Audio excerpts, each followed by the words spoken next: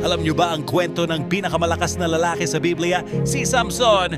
Pero may isang babaeng nagpahina sa kanya. Manood hanggang dulo para malaman ang sikreto nila ni Delilah. Huwag magsasawa, exciting to!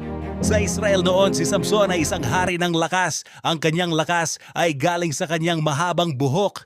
Dahil ito sa sagradong pangako niya sa Diyos, walang sino man ang makakatalo sa kanya. Woohoo! Ngunit nahulog ang loob niya kay Delilah, isa siyang maganda pero mapanlin lang na babaeng Filisteo.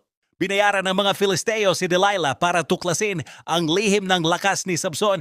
Paulit-ulit na tinanong ni Delilah si Samson habang nakahiga siya sa kanyang kandungan. Saan ba galing ang lakas mo, mahal? Sa huli, sumuko si Samson. Kung maputol ang buhok ko, wala na akong lakas. Isang gabi habang tulog na tulog siya, pinutol ni Delilah ang kanyang buhok. Snip, snip! Pagkagising ni Samson, wala na siyang lakas. Nadakip siya ng mga Filisteo.